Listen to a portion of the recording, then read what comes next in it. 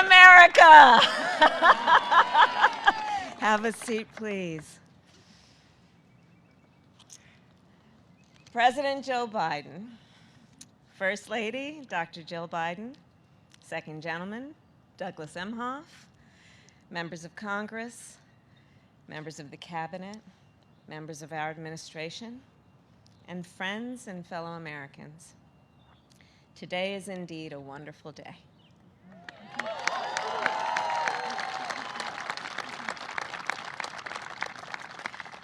As we gather to celebrate the confirmation of the next Justice of the United States Supreme Court, Judge Ketanji Brown Jackson.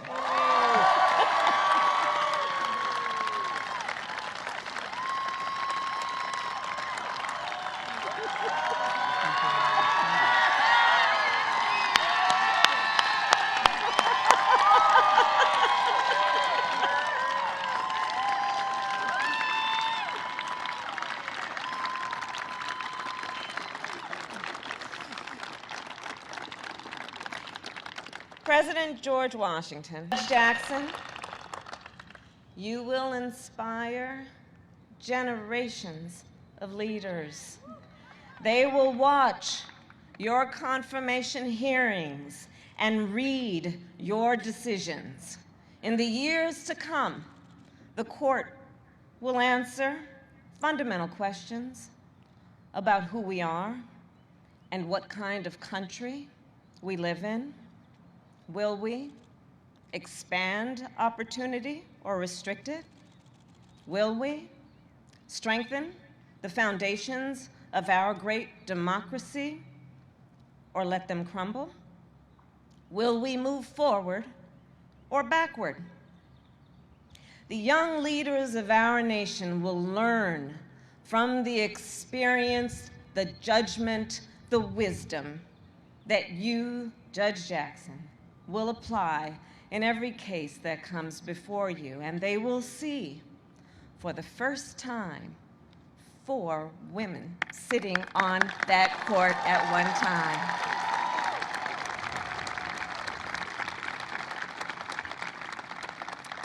So as a point of personal privilege, I will share with you, Judge Jackson, that when I presided over the Senate confirmation vote yesterday, while I was sitting there, I drafted a note to my goddaughter. And I told her that I felt such a deep sense of pride and joy, and about what this moment means for our nation and for her future.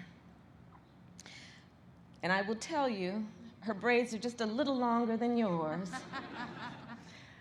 But as I wrote to her, I told her what I knew this would mean for her life and all that she has in terms of potential.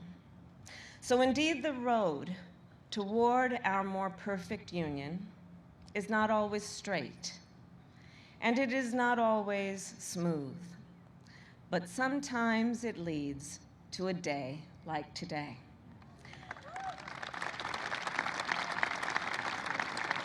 A day that reminds us what is possible when progress is made, and that the journey, well, it will always be worth it.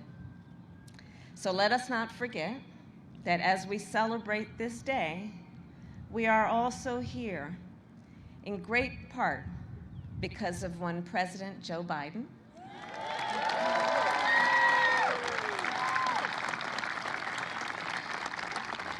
and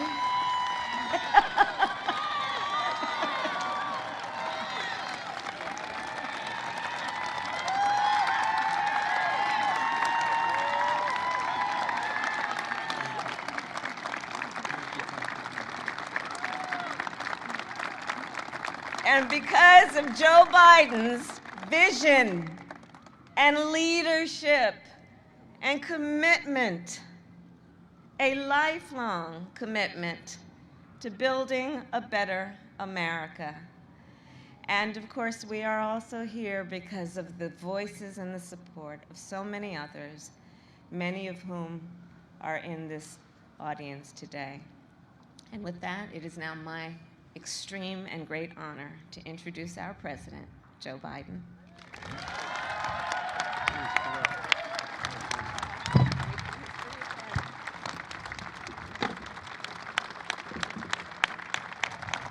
Thank you, Kamala. Thank you, thank you, thank you. The first really smart decision I made in this administration. My name's Joe Biden. Please sit down. I'm Jill's husband and Naomi Biden's grandfather. And folks, yesterday, this is not only a sunny day. I mean this from the bottom of my heart. This is going to let so much sun shine on so many young women, so many young black women, so many minorities, that it's real. It's real. We're going to look back, nothing to do with me. We're going to look back and see this as a moment of real change in American history. I was on the phone this morning, Jesse, with President Ramaphosa of South Africa. And he was talking about how the time that I was so outspoken about what was going on in my meeting with Nelson Mandela here. And I said, I'm shortly going to go out, I'm looking out the window. I'm going to go out on this, what they call the South Lawn in the White House. And I'm going to introduce to the world, the first African-American woman out of over 200 judges on the Supreme Court. And he said to me, he said, keep it up. Keep it up. We're going to keep it up. And folks, yesterday we all witnessed a truly historic moment presided over by the Vice President. There are moments that people go back in history and they're literally historic, consequential, fundamental shifts in American policy.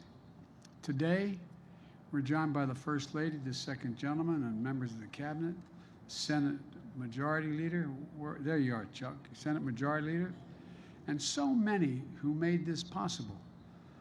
And today is a good day, a day that history is going to remember, and years to come, they're going to be proud of what we did, and we're going to try what Dick Durbin did as the chairman of the committee. I'm serious, Dick. I'm deadly earnest when I say that. To turn our children and grandchildren to say, I was there. I was there. This is one of those moments, in my view. My fellow Americans, today I'm honored to officially introduce to you the next Associate Justice of the Supreme Court of the United States, Ketanji Brown Jackson.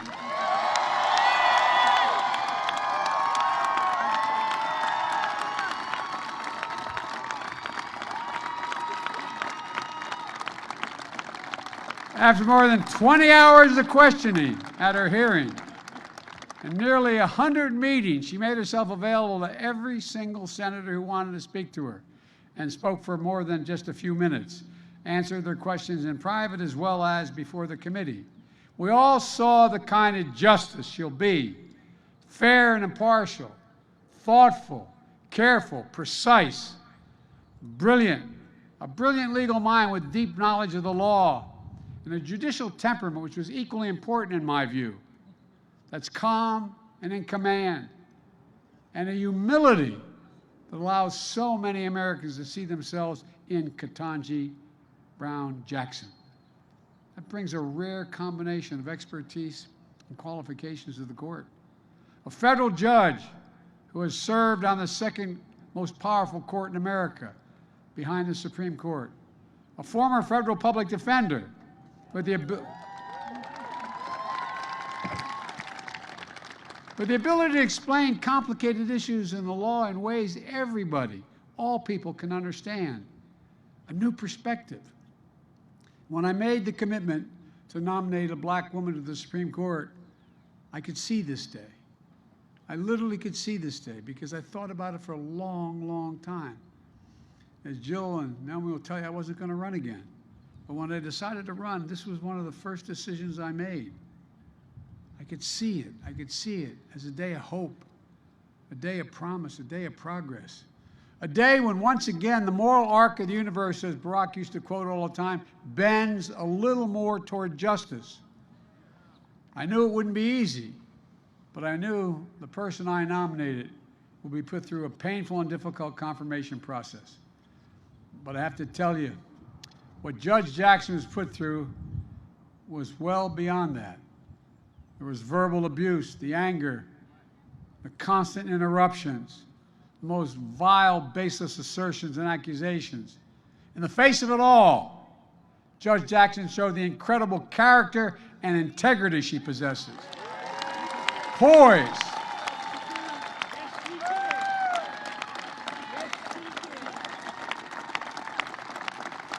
Poise and composure. Patience and restraint. And yes, perseverance and even joy. Even joy.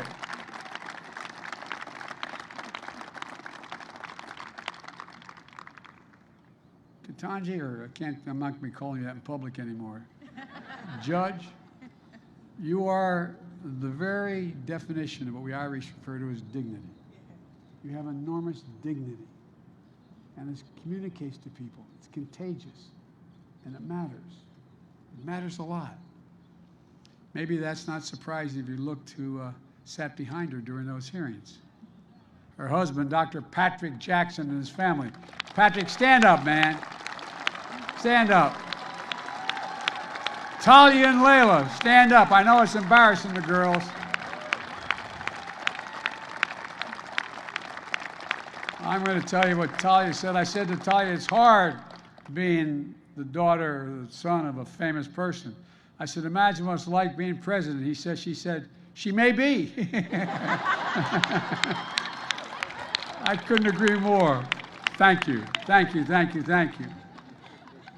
And Ketanji, her brother, a former police officer and a veteran. Ketanji, stand up, man. This man looks like he can still play, buddy. He's got biceps about as big as my calves. Thank you, bud. Thank you, thank you, thank you. And of course, her parents, Johnny and Elroy Brown. Johnny, all right, stand up.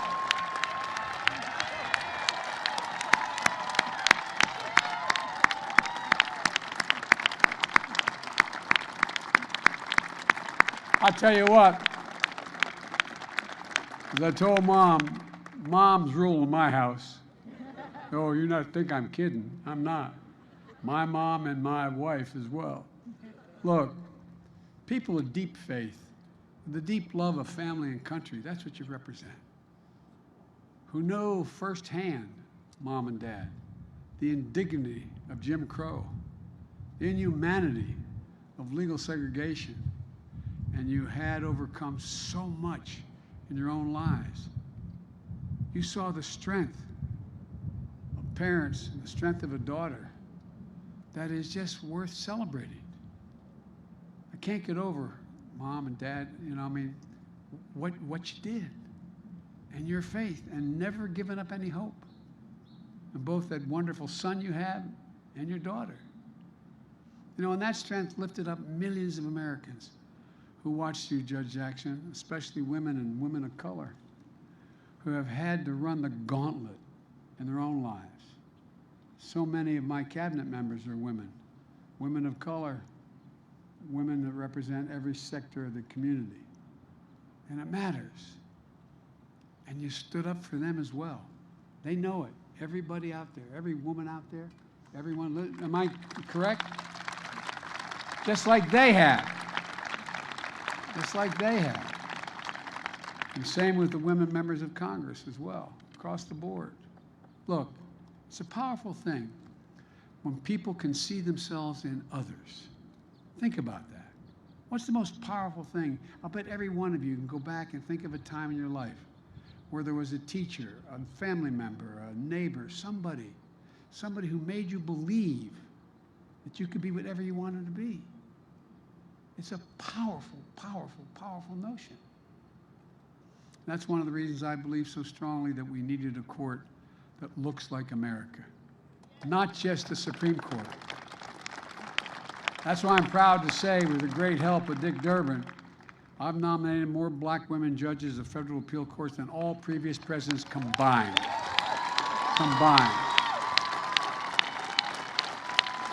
That's why I'm proud that Kamala Harris is our Vice President of the United States. A brilliant lawyer, the Attorney General of the state of California, former member of the Senate Judiciary Committee. Kamala was invaluable during this entire process.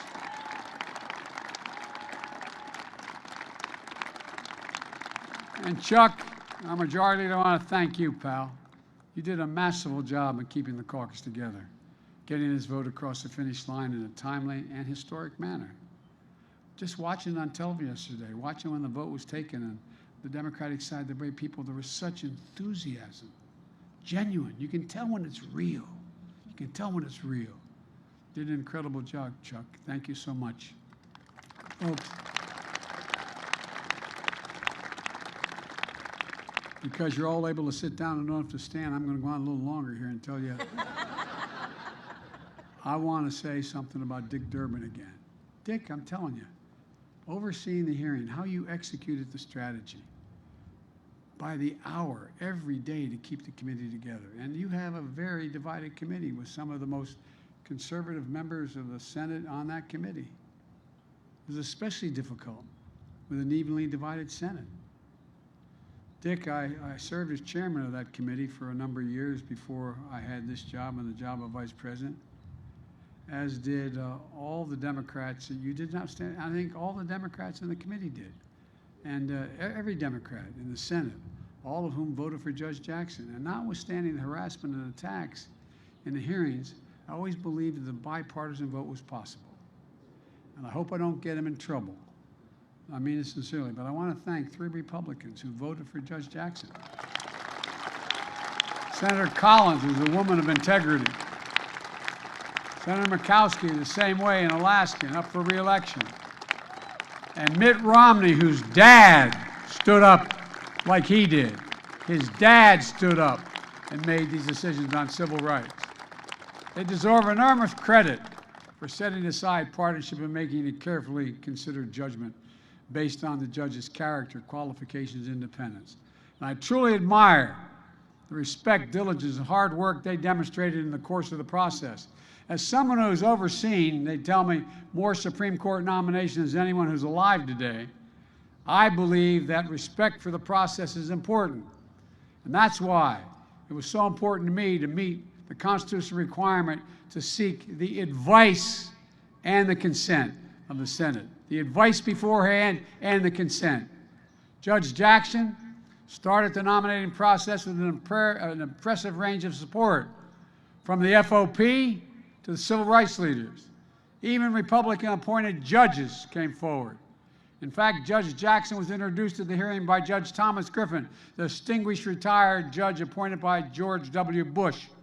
She finished the hearing with among the highest levels of support of the American people of any nomination in recent memory. So soon, Judge Jackson will join the United States Supreme Court, and like every justice, the decisions she makes will impact on the lives of America for a lot longer in many cases than any laws we all make. But the truth is, she's already impacting the lives of so many Americans. During the hearing, Dick spoke about a custodial worker who works the night shift at the Capitol. Her name is Verona Clemens. Verona, where are you? Stand up, Verona. I wanted to see. You don't mind. She told him what this nomination meant to her. So he invited Ms. Clemens to attend the hearing because she wanted to see, hear, and stand by Judge Jackson. Thank you, Verona. Thank you, thank you, thank you. At her meeting with Judge Jackson, Senator Duckworth introduced her to an 11-year-old, is it Vivian? Vivian. I'm sorry, Vivian. That's hers. That's your sister. He's pointing. Who was so inspired by the hearing, she wants to be a Supreme Court justice when she grows up. God love you. Stand up, honey. Am I going to embarrass you by asking you to stand up?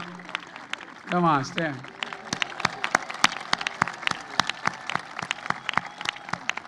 There's tens of thousands of Vivians all through the entire United States. She met Judge Jackson and saw her future. means you're here today, and thank you for coming, honey. I know I embarrassed you by introducing you, but thank you. People of every generation, of every race, of every background felt this moment, and they feel it now. They feel a sense of pride and hope and belonging and believing and knowing the promise of America includes everybody, all of us. That's the American experiment. Justice Breyer talked about it when he came to the White House in January to announce his retirement from the court. He used to technically work with me when I was on the Judiciary Committee, and that's before he became a justice. He's a man of great integrity. We're going to miss Justice Breyer. He's a patriot, an extraordinary public service, and a great justice of the Supreme Court. And folks,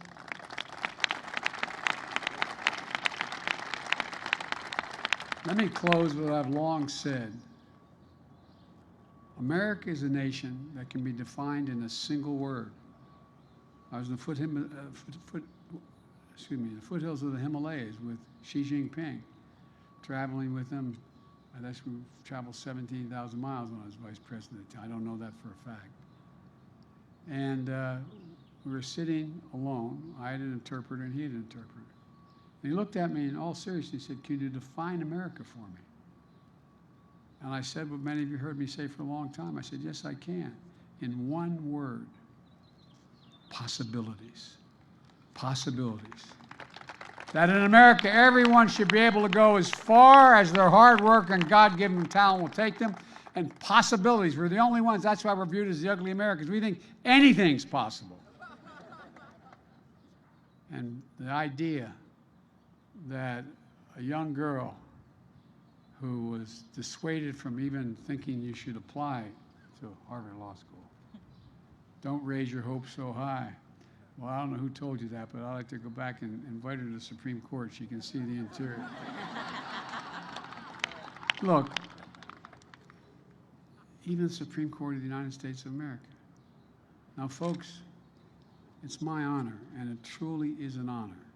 I've been looking forward to it for a while, to introduce you the next Associate Justice of the United States Supreme Court, the Honorable Ketanji Brown Jackson.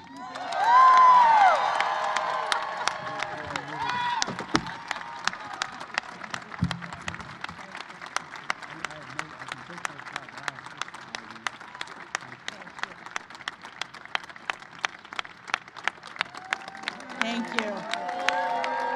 Thank you all. Thank you all very much. Thank you. Thank you so much, Mr. President.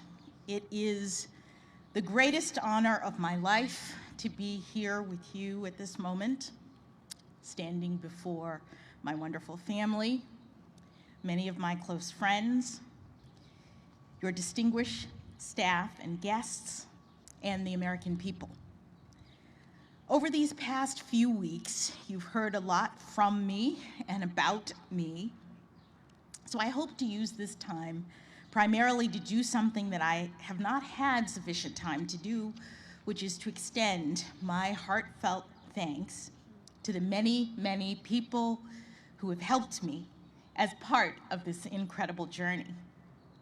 I have quite a few people to thank, and as I'm sure you can imagine, in this moment, it is hard to find the words to express the depth of my gratitude. First, as always, I have to give thanks to God for delivering me as promised and for sustaining me throughout this nomination and confirmation process. As I said at the outset, I have come this far by faith, and I know that I am truly blessed. To the many people who have lifted me up in prayer since the nomination, thank you. I am very grateful. Thank you as well, Mr. President, for believing in me and for honoring me with this extraordinary chance to serve our country. Thank you also, Madam Vice President, for your wise counsel and steady guidance. And thank you to the First Lady and the Second Gentleman for the care and warmth that you have shown me and my family. I would also like to extend my thanks to each member of the Senate. You have fulfilled the important constitutional role of providing advice and consent under the leadership of Majority Leader Schumer. And I'm especially grateful for the work of the members of the Senate Judiciary Committee under Chairman Durbin's skillful leadership.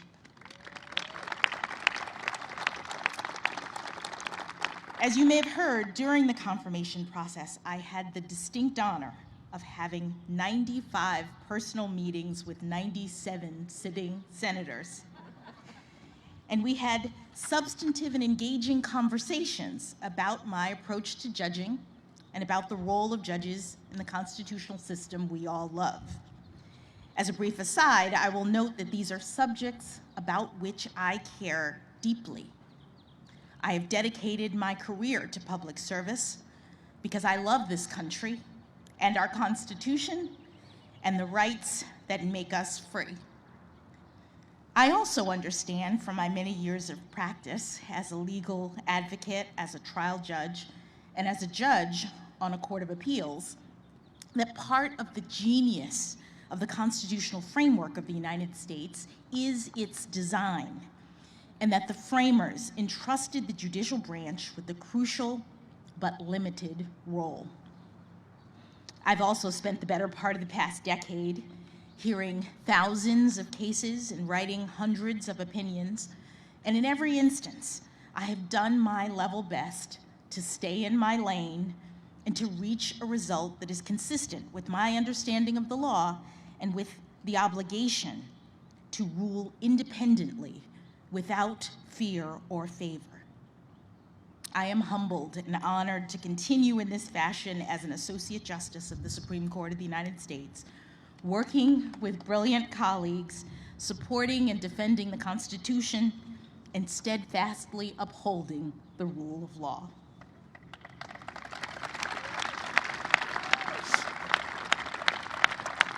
But today, at this podium, my mission is far more modest. I'm simply here to give my heartfelt thanks to the categories of folks who are largely responsible for me being here at this moment. First, of course, there is my family. Mom and Dad, thank you, not only for traveling back here on what seems like a moment's notice, but for everything you've done and continue to do for me. My brother Ketanji is here as well. You've always been an inspiration to me as a model of public service and bravery, and I thank you for that. I love you all very much. To my in-laws, Pamela and Gardner Jackson, who are here today, and my sisters-in-law and brothers-in-law, William and Dana, Gardy and Natalie, thank you for your love and support. To my daughters, Talia and Layla, I bet you never thought you'd get to skip school by spending a day at the White House. This is all pretty exciting for me as well, but nothing has brought me greater joy than being your mother. I love you very much.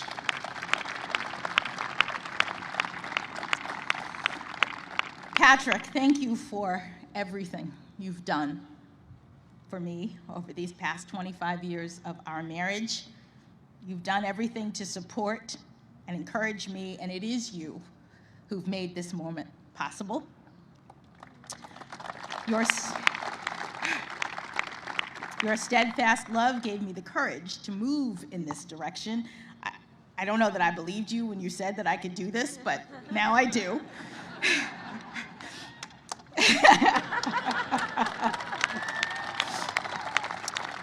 And for that, I'm forever grateful. In the family category, let me also briefly mention the huge extended family, both Patrick's and my own, who are watching this from all over the country and the world. Thank you for supporting me. I hope to be able to connect with you personally in the coming weeks and months. Moving on briefly to the second category of people that warrant special recognition, those who've provided invaluable support to me professionally in the decades prior to my nomination, and the many, many friends I have been privileged to make throughout my life and career. Now, I know that everyone who finds professional success thinks they have the best mentors, but I truly do. I had 3 inspiring jurists for whom I had the privilege of clerking: Judge Patty Saris, Judge Bruce Selya, and of course, Justice Stephen Breyer. Each of them is an exceptional public servant, and I could not have had better role models for thoughtfulness, integrity, honor, and principle, both by word and deed. My clerkship with Justice Breyer in particular was an extraordinary gift, and one for which I've only become more grateful with each passing year. Justice Breyer's commitment to an independent, impartial judiciary is unflagging. And for him, the rule of law is not merely a duty, it is his passion. I am daunted by the prospect of having to follow in his footsteps, and I would count myself lucky, indeed, to be able to do so with even the smallest amount of his wisdom, grace, and joy. The exceptional mentorship of the judges for whom I clerked has proven especially significant for me during this past decade of my service as a federal judge. And of course, that service itself has been a unique opportunity. For that, I must also thank President Obama, who put his faith in me by nominating me to my first judicial role on the Federal District Court.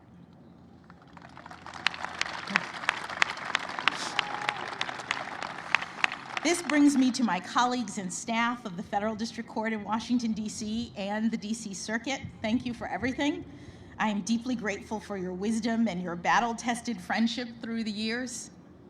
I also want to extend a special thanks to all of my law clerks, many of whom are here today, who have carved out time and space to accompany me on this professional journey.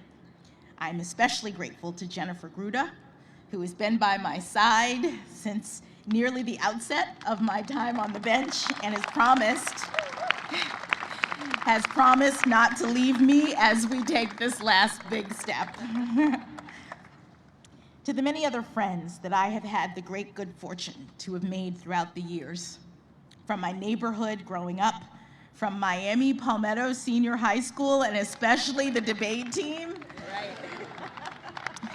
from my days at Harvard College, where I met my indefatigable and beloved roommates, Lisa Fairfax, Nina Coleman Simmons, and Antoinette Sequeira Coakley. They are truly my sisters. To my time at Harvard Law School and the many professional experiences that I've been blessed to have since graduation, thank you. I have too many friends to name, but please know how much you've meant to me and how much I have appreciated the smiles, the hugs, and the many attagirls that have propelled me forward to this day. Finally, I'd like to give special thanks to the White House staff and the special assistants who provided invaluable assistance in helping me to navigate the confirmation process. My trusted Sherpa, Senator Doug Jones, was an absolute godsend.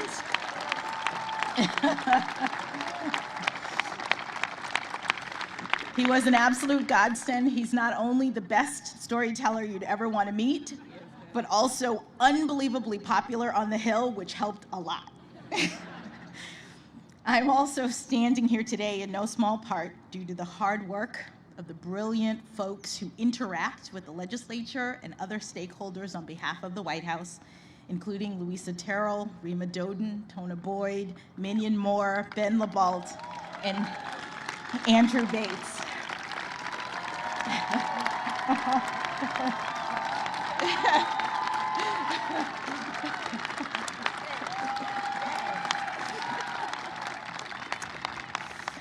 I am also particularly grateful for the awe-inspiring leadership of White House counsel Dana Remus.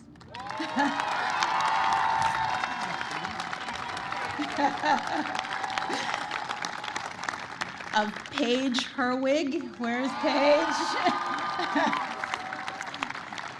And Ron Klain. They led an extraordinarily talented team of White House staffers in the Herculean effort that was required to ensure that I was well prepared for the rigors of this process and in record time. Thank you all. Thank you as well to the many, many kind-hearted people from all over this country and around the world who have reached out to me directly in recent weeks with messages of support. I have spent years toiling away in the relative solitude of my chambers with just my law clerks in isolation, so it's been somewhat overwhelming in a good way to recently be flooded with thousands of notes and cards and photos expressing just how much this moment means to so many people.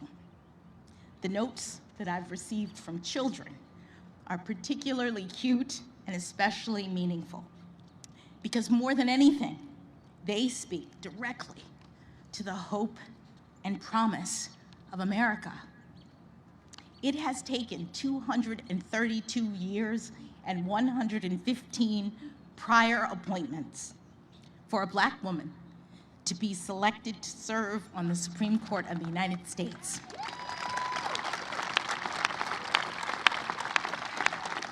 But we've made it.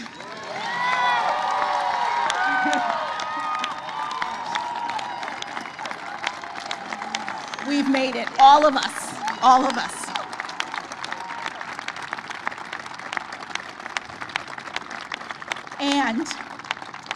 And our children are telling me that they see now, more than ever, that here in America, anything is possible.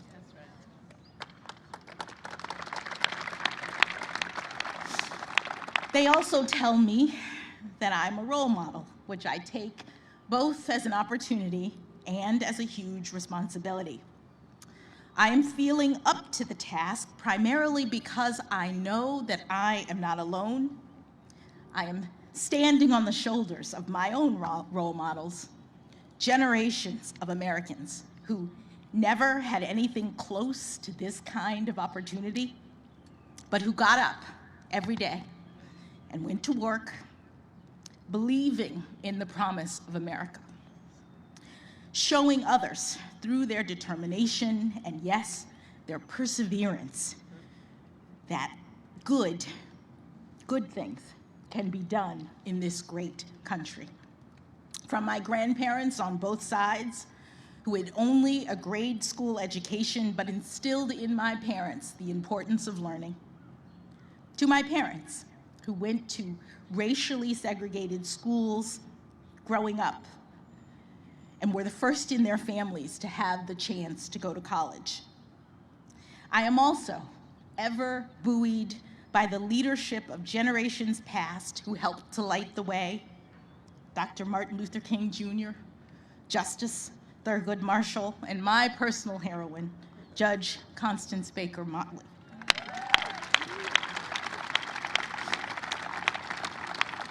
They and so many others did the heavy lifting that made this day possible. And for all of the talk of this historic nomination and now confirmation, I think of them as the true path breakers. I am just the very lucky first inheritor of the dream of liberty and justice for all.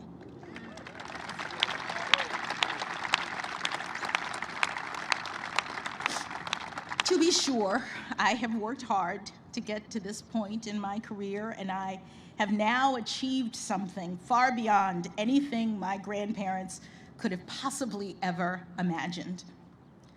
But no one does this on their own. The path was cleared for me so that I might rise to this occasion.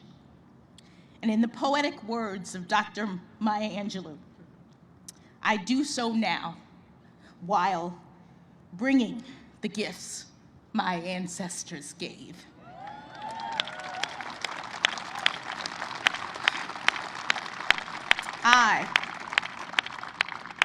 I am the dream and the hope of the slave.